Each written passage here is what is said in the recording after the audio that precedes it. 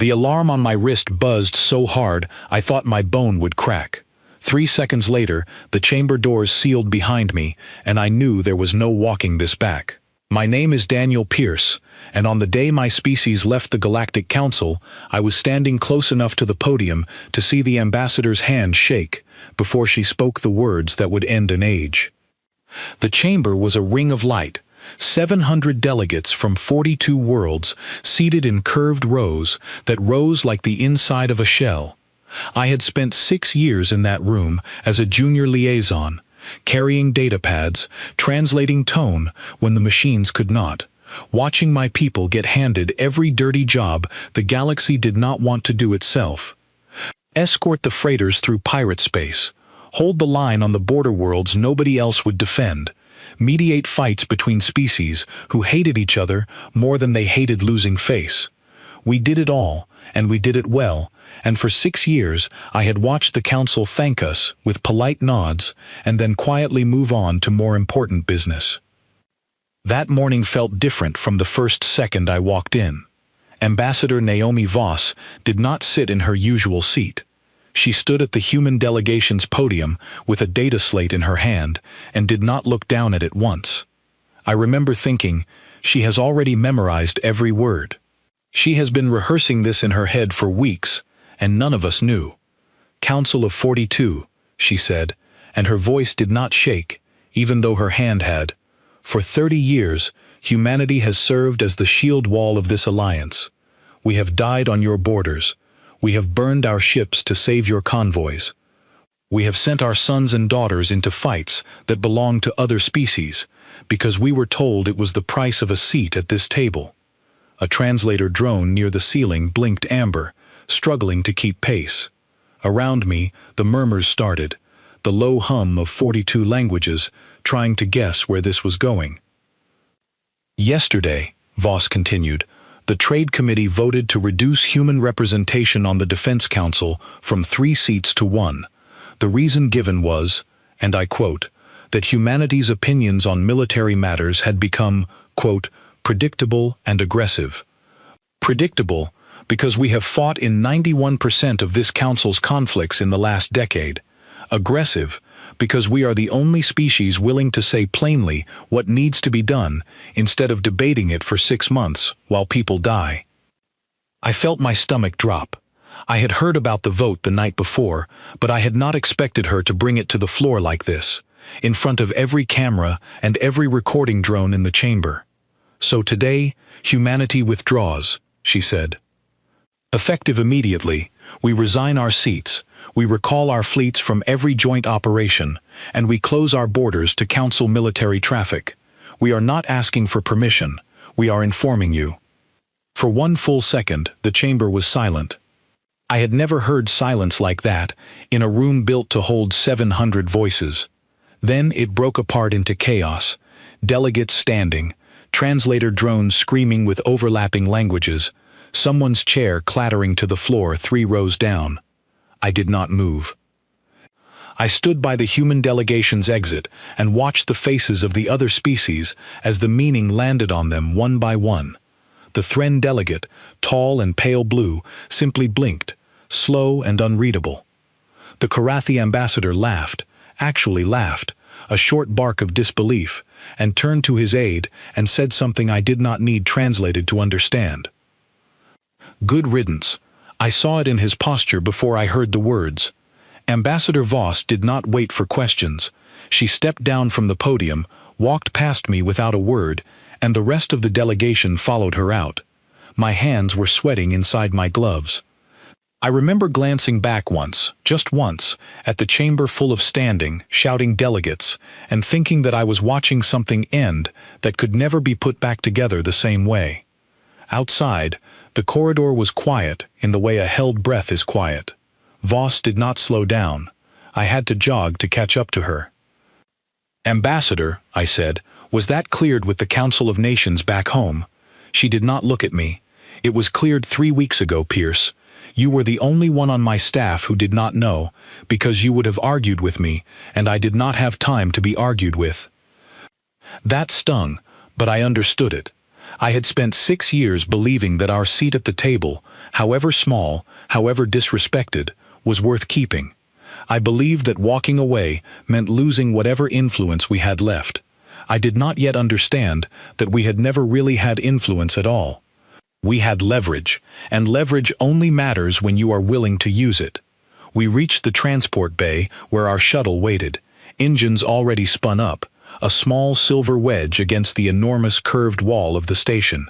As I stepped aboard, I looked out through the viewport one last time at Council Station Meridian, a structure the size of a small moon, built over 2 centuries by species who had stopped fighting each other only because humanity kept showing up to stop the fighting for them.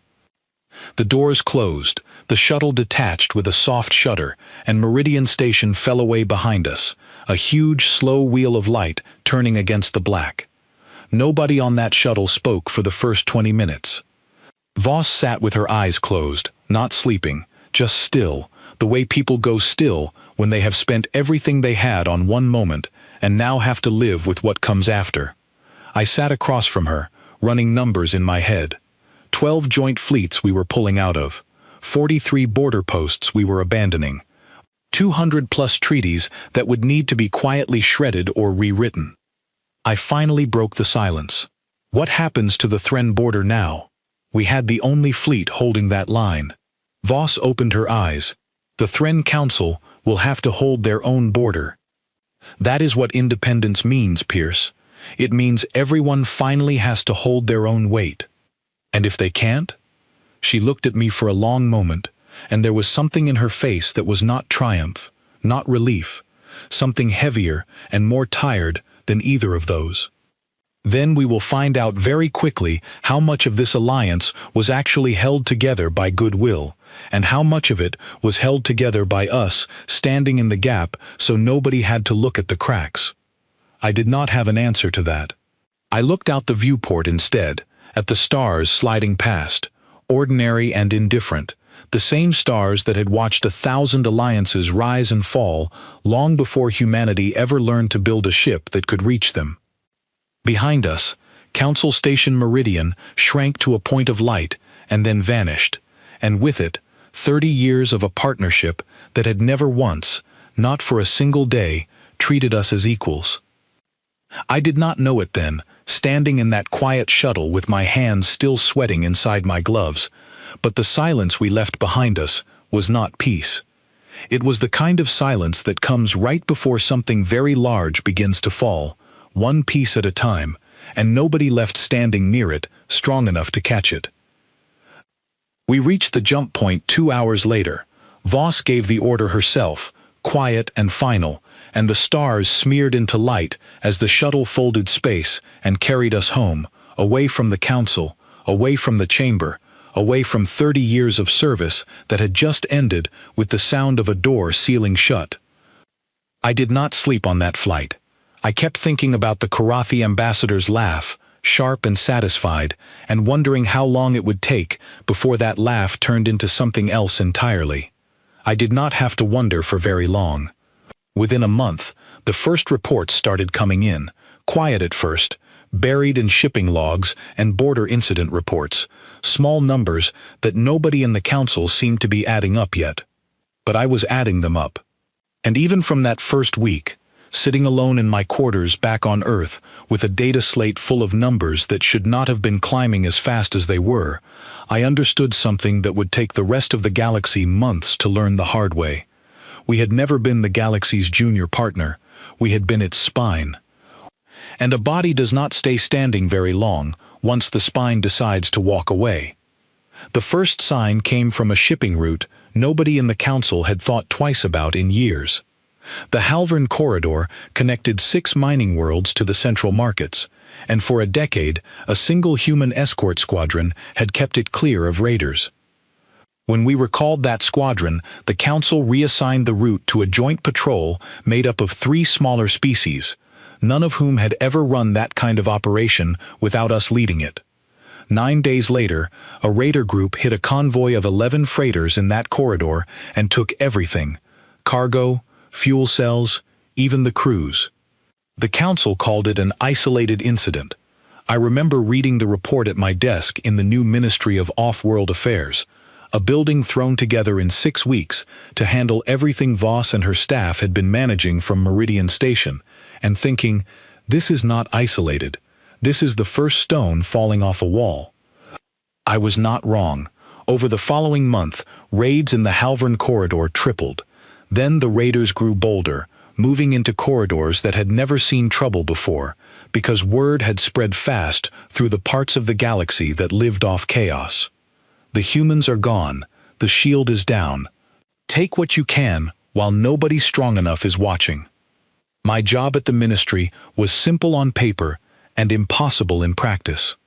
I was supposed to track every incident across former Council territory, sort the pattern from the noise, and brief the Council of Nations twice a week on what it meant for us. In practice, it meant I spent most nights awake at my desk, watching a galaxy that had leaned on us for 30 years slowly discover how much weight it could not actually carry on its own. The Thren were the first to really break. Their border with the Kos expanse had been quiet for 6 years, mostly because our fleet had permanently stationed 3 carriers there as a deterrent. The Kos were not aggressive by nature, but they were opportunistic, and opportunistic species notice very quickly when a deterrent disappears. 2 weeks after our carriers left, Kos scout ships crossed the border for the first time since the ceasefire that had ended their last conflict. The Thren Council panicked. They did not have a standing fleet built for that kind of defense, because they had never needed one.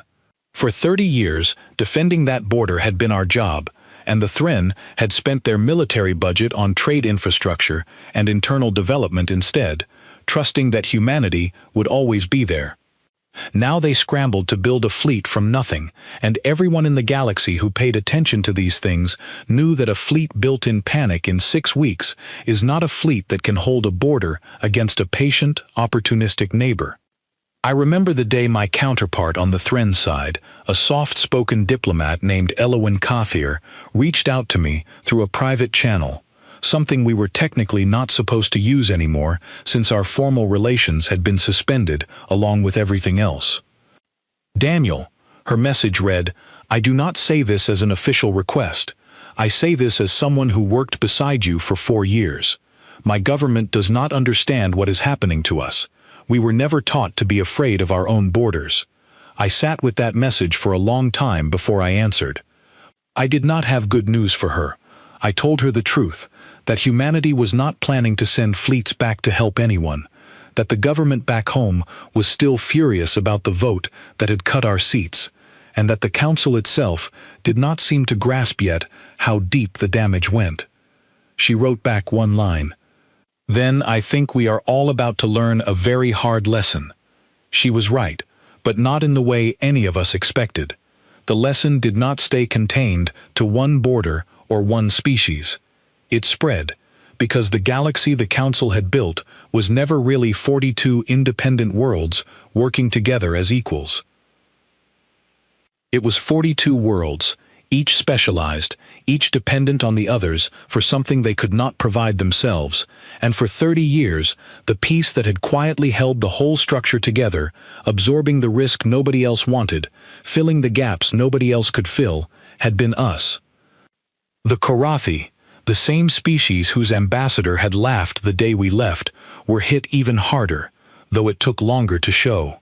Korathi industry depended almost entirely on rare minerals mined from a cluster of asteroid fields deep in contested space, fields that had only ever been safe to mine because human patrol ships kept the pirate clans in that region controlled.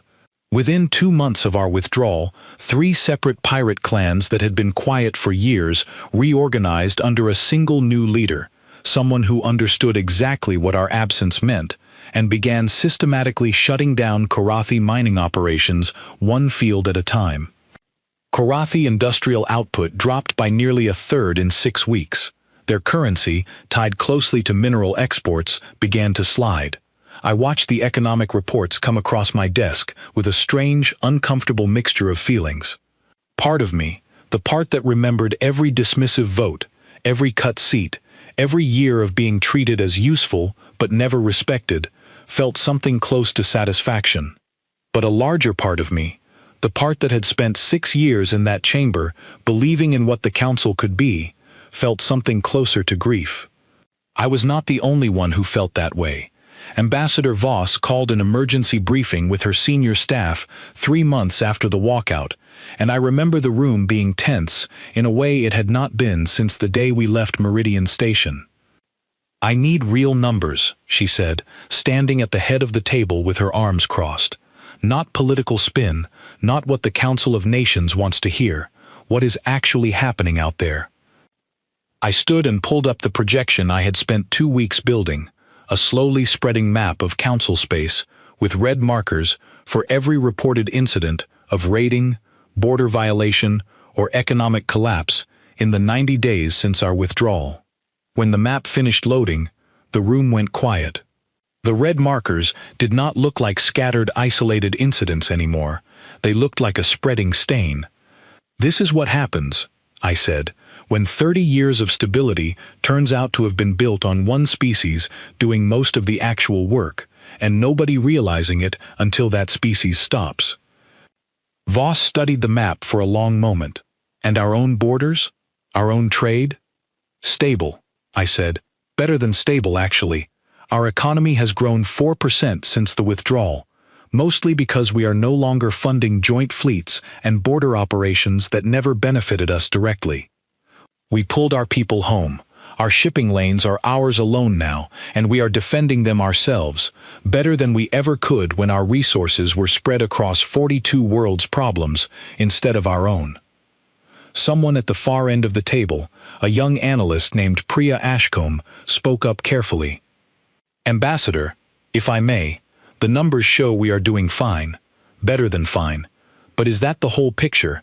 Because I keep thinking about something Elowin Kathir said to Daniel a few weeks ago, about how the Thren were never taught to be afraid of their own borders. We taught them that. For 30 years we taught every species in that council that they did not need to build their own strength, because we would always be there to do it for them. Now we have left, and it is not really their fault that they cannot hold what we built for them. It is ours, at least partly." The room went quiet again. Voss did not answer right away. I watched her jaw tighten, the way it did when she was turning over something she did not want to say out loud yet. "You may be right, Ashcombe," she finally said, "but there is a difference between guilt and responsibility. We are not responsible for fixing every consequence of a system that never valued us fairly to begin with. We tried for 30 years to be treated as partners. We were treated as tools. A tool does not owe loyalty to the hand that used it and then set it down." I understood her point, and part of me agreed with it completely. But that night, lying awake in my apartment back on Earth, I kept thinking about Elowin's message. Then I think we are all about to learn a very hard lesson. I had assumed she meant the Thren. I was starting to wonder if she had meant all of us. 4 months after the walkout, the first real war broke out. Not a border skirmish, not a raid, but an actual declared war between the Kos Expanse and the Thren Alliance, over territory that had been quietly disputed for years but never acted on, because both sides had known that any aggression would draw a response from the human fleets stationed along that border. Now those fleets were gone, and the Kos moved first, striking 3 Thren outposts in a single coordinated assault that killed more people in one day than the entire region had lost in the previous decade combined. The council convened an emergency session. I was not there in person, but I watched the recording twice because I needed to understand exactly how badly things had gone. The Thren delegate stood at the podium, the same one who had blinked slowly and unreadable the day we announced our withdrawal, and this time his voice cracked as he spoke. "We are asking, formally, for council intervention," he said. "Our fleet cannot hold this line alone. We built what we could in 6 months, but 6 months is not 30 years, and the Kos have studied our weaknesses better than we understand our own strengths." The council debated for 11 hours. Species argued over who should contribute ships, who should bear the cost, whose diplomats should lead negotiations, and the entire time, Thren outposts continued reporting losses. By the time the Council finally agreed to send a mixed fleet from 4 member species, it was too slow, too small, and too poorly coordinated to make a real difference. It arrived 8 days after the vote, and immediately ran into logistics problems nobody had planned for, because none of those species had ever run a coordinated fleet operation without humanity organizing the command structure behind the scenes. I remember sitting in the ministry break room, watching the news feed with 3 colleagues, none of us saying much, all of us thinking the same thing. This is what happens when the piece holding the whole machine together decides it is done holding. Ashcombe was the one who finally broke the silence. "Do you think we made a mistake?" she asked, not looking at anyone in particular. I thought about it for a long time before I answered. "I think we made the right decision for the wrong reason, to expect a clean outcome," I said. "We were right to stop letting them use us and disrespect us in the same breath." But I do not think anyone back home really understood what would happen to the rest of the galaxy once we stopped. I am not sure anyone could have understood it until we saw it happening in front of us. Outside the window, the evening sky over the ministry building was calm and orange, the ordinary end of an ordinary day on Earth. It was strange, sitting in that quiet, peaceful room, watching a war unfold on a screen light years away, a war that existed because a system built on our unpaid, unrecognized labor had finally been forced to stand on its own, and had discovered, too late, that it did not know how. I did not know it yet, but that war was only the beginning.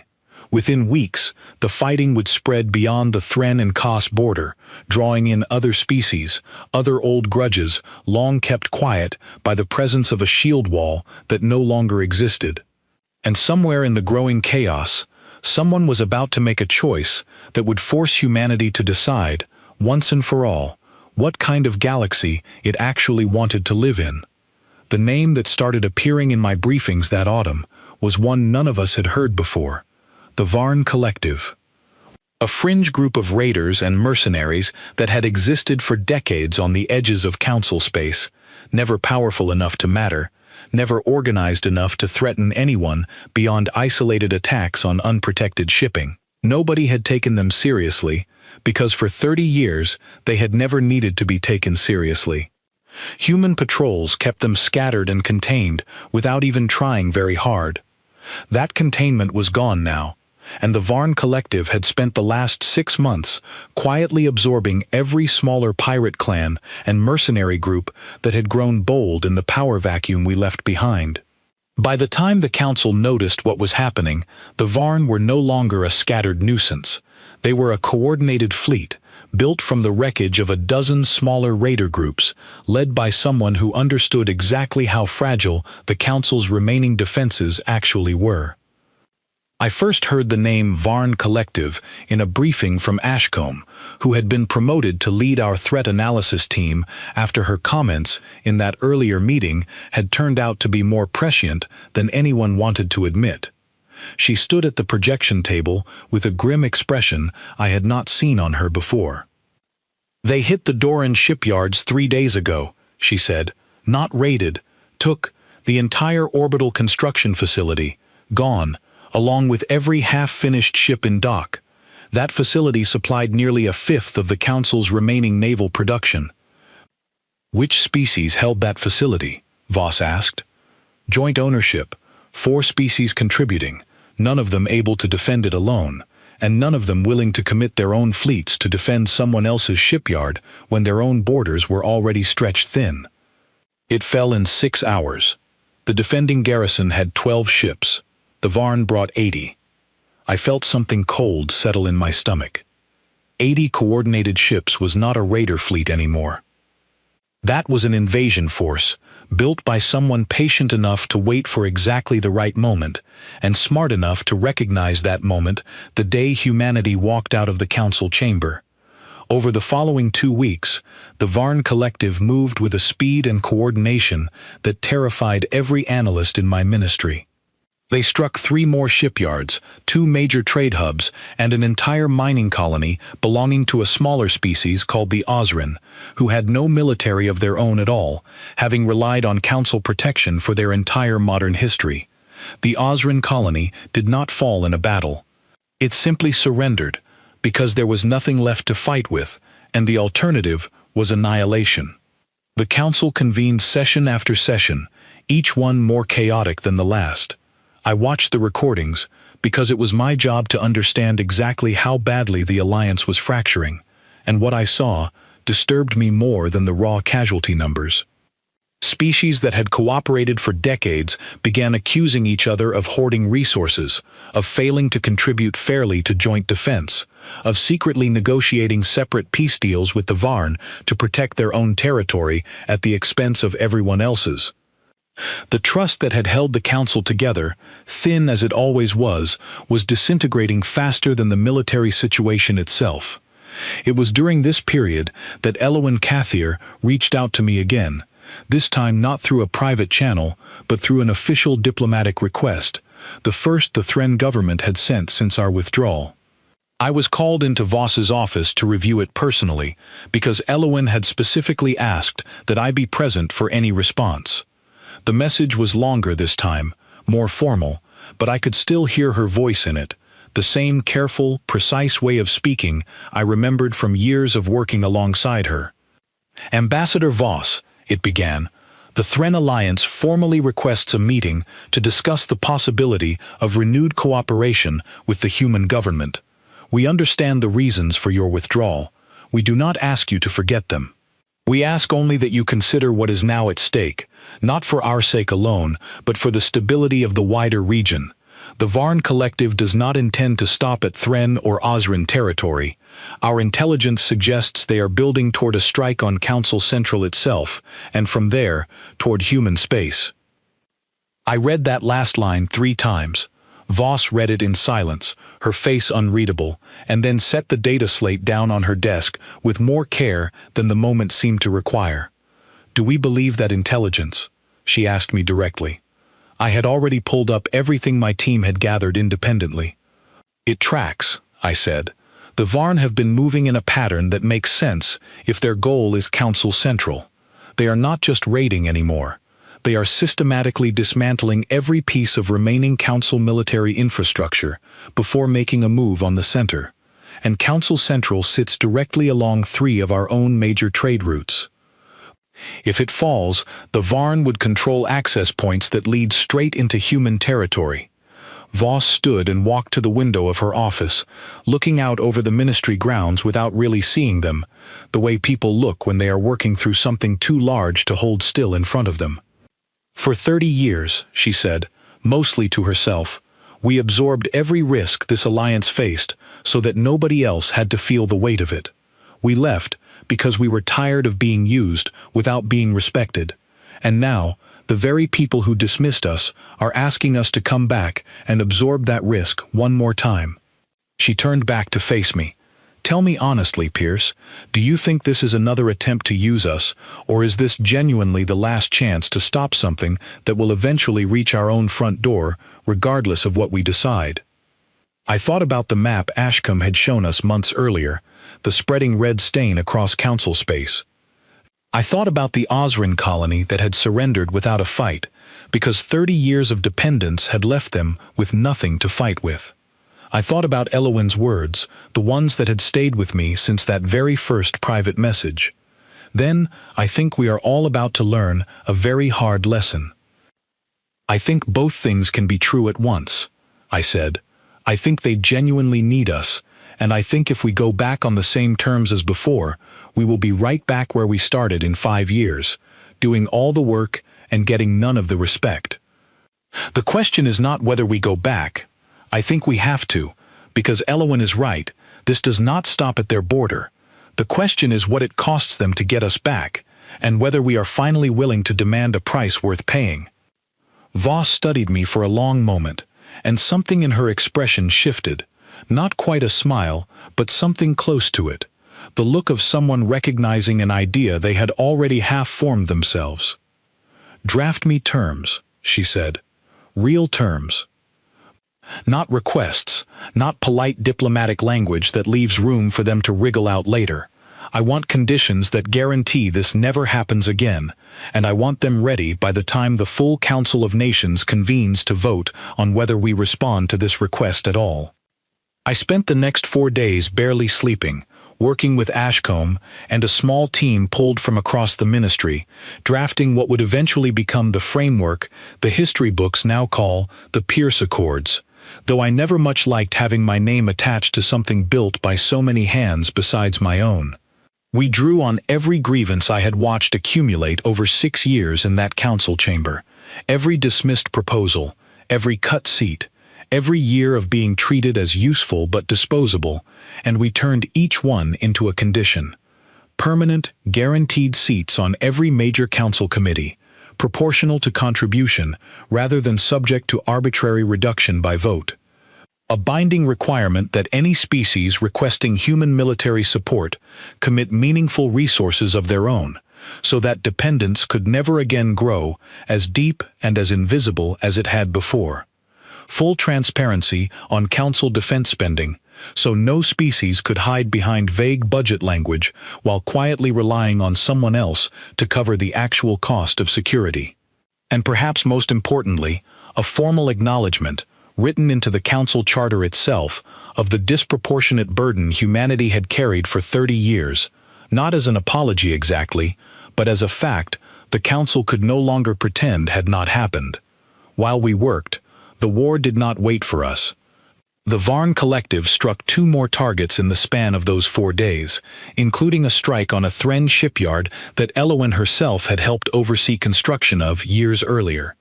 Her final message before the Council of Nations convened its vote was short, and I read it standing in the ministry hallway just minutes before I was due to present our terms to the full assembly. "I do not know if your government will choose to help us," she wrote. "I understand if the answer is no. I only wanted you to know, whatever happens, that I never laughed the day you left, and I never believed the ones who did. Some of us always knew what you were worth. We were simply too slow and too comfortable to say it while it still mattered." I stood in that hallway for a long moment after reading it, and I thought about the Korathi ambassador's laugh on the day we walked out, sharp and satisfied, and how far that laugh felt now from where we actually stood. I thought about the map of red markers spreading across council space, about the Osrin colony with nothing left to fight with, about 80 Varn ships descending on a shipyard defended by 12, and I thought about Elowen, patient and precise, who had never once treated us as disposable, even when her own government had. The vote that followed was not easy, and it was not unanimous. There were representatives in the Council of Nations who argued, not unreasonably, that we owed the wider galaxy nothing, that we had tried partnership for 30 years and been repaid with contempt, and that the wisest course now was to let the Council reap what it had sown and focus entirely on strengthening our own borders instead. I understood their argument. Part of me still agreed with pieces of it. But Voss stood before that assembly, the same way she had stood before the council chamber the day we left, and this time her hand did not shake at all. "We did not leave the council because we stopped caring what happens to the rest of this galaxy," she said. "We left because caring was never enough to earn us respect, and a partnership without respect is not a partnership at all. It is servitude with better branding. I am not asking us to go back to what we were. I am asking us to go back as something entirely different, on terms that finally reflect what we are actually worth. If the Council accepts those terms, we help them stop the Varn Collective before it reaches our own front door regardless. If they refuse, we defend our own space alone, and we let the rest of the galaxy learn, the hard way, exactly how much they needed us all along." The vote passed by a narrow but real majority. And 3 days later, I found myself back aboard a shuttle bound for Council Central, carrying a data slate full of terms that would either rebuild the alliance we had walked away from or end it completely, depending entirely on whether the species who had dismissed us for 30 years were finally willing to admit how badly they needed the people they had never once treated as equals. Council Central looked nothing like the station I remembered leaving 8 months earlier. The wide docking bays that had once hummed with steady traffic from 42 member worlds now sat half empty, patched in places with hull plating that did not match, the visible scars of a station preparing for a fight it had never expected to actually face. As our shuttle came into dock, I counted 11 warships holding formation outside the station, a defense that would have looked substantial a year ago and now looked painfully small against what Ashcombe's reports said the Varn collective could field. Voss did not speak much during the approach. I recognized the quiet focus in her, the same stillness she had carried on the shuttle the day we left, except this time it did not feel like grief. It felt like preparation. We were met at the docking gate not by the usual junior protocol officers, but by 3 senior council administrators, including the Thren delegate who had stood at the podium months earlier and asked for intervention with a crack in his voice. His name was Administrator Corvain, and up close he looked like someone who had not slept properly in weeks. "Ambassador Voss," he said, and there was no trace of the polite condescension I remembered from council sessions years earlier. "Thank you for coming personally." "We are not here as a courtesy, Administrator," Voss said. "We are here because your people asked for our help, and because our own government has decided the terms under which that help will be given. I trust the full council understands this is not the meeting it once was." Corvain's jaw tightened slightly, but he nodded. "The full council understands a great deal more than it did 8 months ago. The chamber, when we finally reached it, felt smaller than I remembered, though I knew that was not really true. What had changed was not the room, but the people in it. Delegates who had once leaned back in their seats with easy confidence now sat forward, tense, watching the human delegation walk to the center of the floor with an attention I had never seen given to us before, not once in 6 years of service. I stood just behind Voss as she placed the data slate on the central podium, the same podium she had stood at the day we announced our withdrawal. The symmetry of it was not lost on me, and I do not think it was lost on anyone else in that room either. "Council of 42, Voss began, and this time there was no murmuring, no restless shifting in seats, only silence, the kind of silence that comes from an audience that has finally learned to listen. 8 months ago, I stood at this podium and told you humanity was withdrawing because we had spent 30 years carrying a weight this council refused to acknowledge, while being repaid with reduced representation and open dismissal. I do not need to remind this chamber of what has happened since. You have lived it." She let that sentence sit in the silence for a long moment before continuing. "We are prepared to commit our fleets to stopping the Varn collective before it reaches Council Central. But we will not do so under the terms of the old alliance. We will do so only under new terms, which I will now present, and which are not open to the kind of prolonged committee debate that has cost this council 8 months of unnecessary losses while it tried to solve a crisis without the one partner capable of actually solving it." I watched the faces around that chamber as Voss read through the terms we had spent 4 sleepless days drafting. Permanent, proportional representation, mandatory contribution requirements from every species requesting support, full transparency on defense spending, the formal acknowledgement written into the council charter itself. Some delegates nodded slowly as she spoke, clearly having anticipated something like this. Others visibly bristled, particularly the Korathi delegation, whose current ambassador, a stern-faced replacement for the one who had laughed on the day we left, sat with her arms crossed through the entire reading. When Voss finished, the chamber did not erupt into chaos the way it had 8 months earlier. Instead, there was a long, heavy quiet, the sound of 42 species doing math they had never expected to have to do, weighing pride against survival and discovering, most of them, that survival won. The Korathi ambassador was the first to speak, and her voice carried an edge that told me exactly how much this cost her. These terms amount to a complete restructuring of council governance. You are asking us to hand humanity permanent influence over decisions that once belonged to this body alone. We are asking you to give us what should have been ours from the start, Voss said evenly. Proportional influence based on proportional contribution.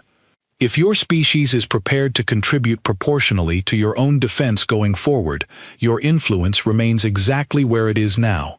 The terms only require adjustment for species who continue relying disproportionately on others to carry weight they are unwilling to carry themselves. The debate that followed lasted 6 hours, shorter by a wide margin than the 11-hour session that had failed to save the Thren outposts months earlier, because this time, every delegate in that room understood exactly what the alternative looked like. I sat through most of it beside Ashcombe, watching old alliances be quietly renegotiated in real time, watching species who had spent decades comfortable in their assumptions finally reckon with what those assumptions had cost. The vote, when it finally came, was not close. 36 of 42 delegations approved the new terms outright. 4 abstained, unwilling to fully commit, but unwilling to stand publicly against a proposal that offered their only realistic path to survival. Only 2 voted against, and neither of those delegations represented a species with any meaningful fleet of their own remaining to defend itself if the Varn collective reached them.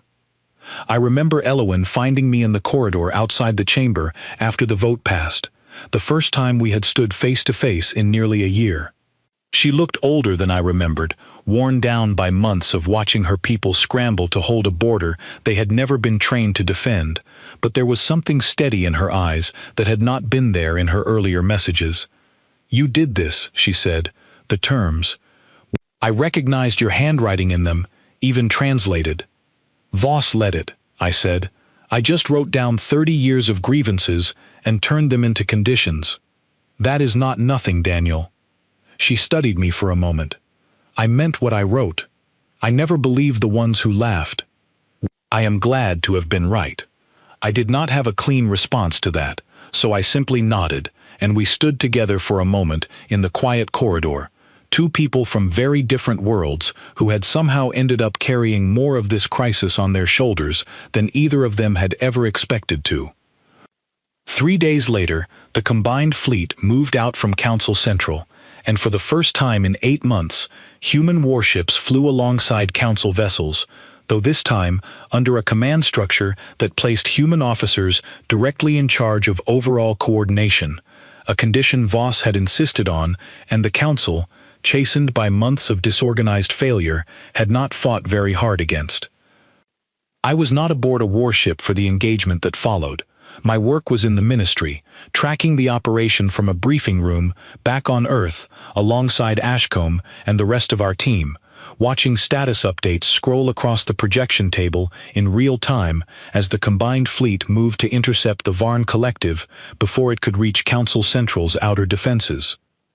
The battle itself lasted 11 hours, longer and harder fought than any of us had hoped, because the Varn collective had grown far more capable than anyone anticipated during the months we spent absent from the fight. But the difference in coordination showed almost immediately.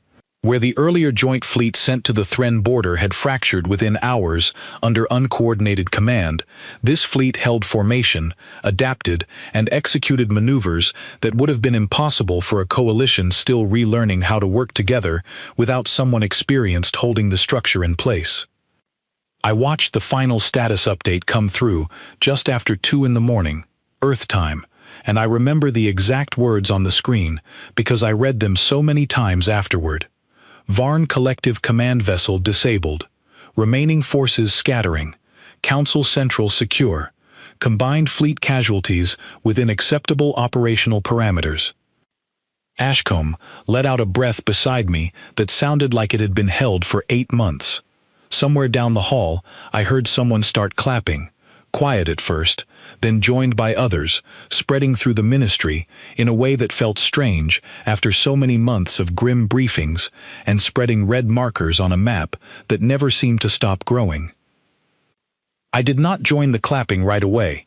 I sat there for a long moment, looking at the words on the screen, thinking about Elowyn's message from months earlier, the one that had never left me.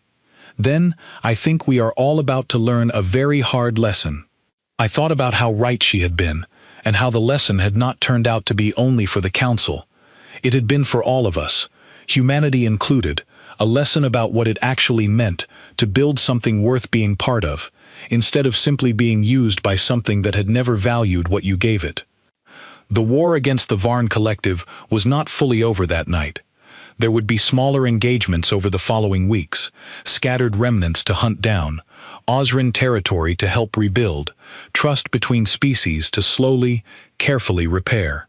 But the crisis that had nearly broken the galaxy apart in 8 short months was finally turning, and for the first time since the day I had stood in that chamber and watched Ambassador Voss walk away from a table that had never respected us, I let myself believe that whatever came next might actually be built to last. A year passed before I stood in the council chamber again, and by then it had become an entirely different room, not in its physical structure, but in everything that mattered about how it functioned. The curved rows of seats were the same. The translator drones still blinked their steady amber lights near the ceiling, but the way people sat in that room, the way they listened when the human delegation spoke, had changed in ways I could not have imagined the day I watched Ambassador Voss walk out with her hand still shaking. I had been promoted by then, no longer a junior liaison carrying datapads and translating tone for someone else, but a senior representative in my own right, seated at the permanent human delegation seats that the new council charter guaranteed us, proportional to contribution, exactly as Voss had demanded that day at Council Central. It still felt strange sometimes, sitting in a chair that carried real weight instead of standing quietly at the edges of decisions that used to be made without us. The rebuilding had not been simple, and it had not been fast. The alarm on my colony that had surrendered without a fight took the better part of a year to recover, and even then, only with substantial help, not only from humanity, but from other species who had finally learned, the hard way, that leaving any one member of the Alliance defenseless invited exactly the kind of disaster the Varn collective had nearly caused. The Thren Alliance built a real standing fleet of their own, slower and smaller than what humanity could field, but genuinely theirs, trained by their own officers instead of borrowed indefinitely from someone else's shield wall. Wellowen led much of that effort herself, and she wrote to me occasionally throughout the year, updates that had slowly shifted in tone from desperate to hopeful to eventually something like pride. Even the Korathi, who had fought the new terms harder than almost any other delegation, had grudgingly rebuilt their own defenses around their mining operations rather than assuming someone else would always be there to protect them. Their new ambassador, the same stern-faced woman who had crossed her arms through Voss's entire presentation of terms, approached me during a recess in that year-later session, and I remember being surprised by what she said. "I opposed your terms for 6 hours, she said, without any preamble. "I want you to know I no longer regret losing that vote." "That is generous of you to say," I answered, careful, unsure yet what she meant by it. "It is not generosity, it is arithmetic." She gestured toward the chamber behind her, where delegates from a dozen species were engaged in what looked like an unusually calm discussion about a joint mining security proposal, each species contributing resources proportional to what they actually had, rather than assuming someone else would quietly cover the gap. For 30 years, we built an alliance that worked because one species was willing to absorb the cost of everyone else's convenience. It felt efficient. It felt stable. It was neither of those things. Not really. It was simply invisible, until the day it stopped. I thought about that conversation for a long time afterward, turning it over the way I had turned over so many other moments from that year.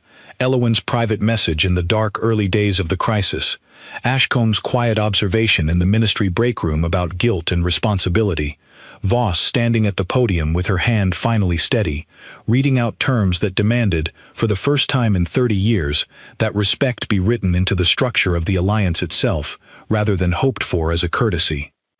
The council session that day was mostly procedural, budget allocations, minor border disputes, the ordinary business of an alliance slowly relearning how to function without pretending its foundations were stronger than they actually were.